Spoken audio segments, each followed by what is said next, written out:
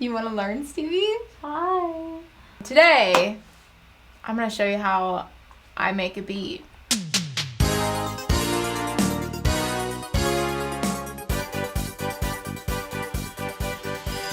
What's up? It's carobae, and this is another episode of Caro Explains It All. Can you stop fucking eating the carpet? On this episode, I am going to explain like how I create beats. I know everyone like does it differently.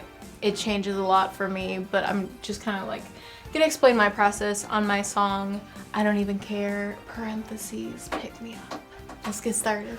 With this song, I had this like guitar part when I first started making this that I had been playing that I thought was really cool and like angsty sounding. And then I got on Splice, which if you don't know about Splice, you should. It's super dope. There's a lot of like samples you can get royalty free and you can like use in your music. So I usually get like all of my drum samples from there.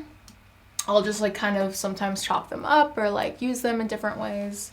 So I had found this like hat pattern that I thought was really cool.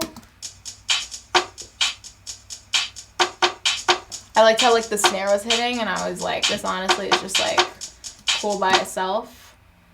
So then I went and I figured out my kick pattern, and I had been like, I think around this time I was trying to do like more unusual kick patterns and like what I'm used to doing, which I always think is like cool to kind of like, I don't know, go outside of your box.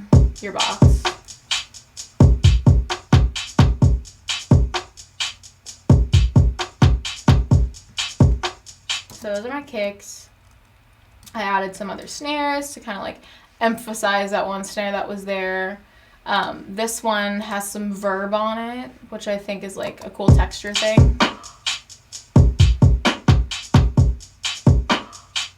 And then anytime it's like chorus time, which whenever I'm like building a beat, I like try to like think about the chorus first because it's easier to take away than like shit, like it's the chorus. I need to figure out what I'm gonna fucking do here. It's like, okay, I can just take away shit for like the verses and whatever.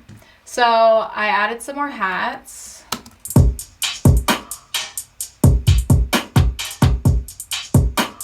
Which I drew these in. And also like a little tip that I learned was when you have some hats that are like really close together like this, to kind of like make them sound sloppy but like tight, like obviously you want them like on their marks or whatever, but you can go through and like go to this left corner and like transpose it up a half step, a whole step, whatever, and it kind of like, it makes it sound like it's rolling, so it'll go ba-da-da-da-da-da like that, which I think is like more colorful. And it's not, you wouldn't use it in like every song, but like I think it's a cool tip.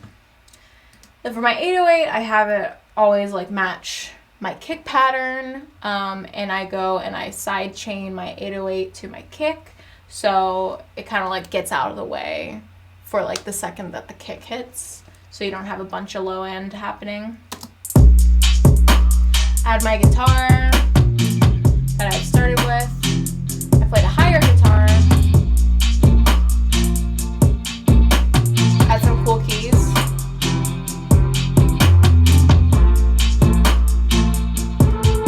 This like melodic part going.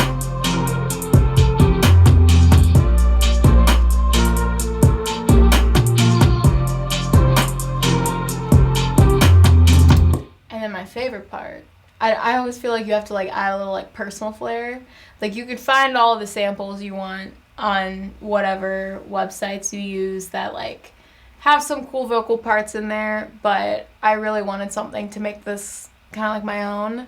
So I recorded myself and I sounded I felt so stupid when I was doing it, but I was like, I had the reverb crank and I was like, ooh, ah, which sounds so stupid when I say it like this, but when I have literally all of that shit on it, it sounds pretty cool.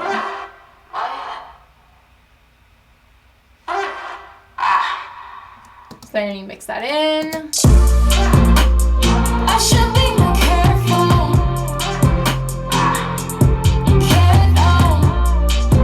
If it's late. That's how I make beats, and that's how I did it on my song I Don't Even Care, which you can stream anywhere.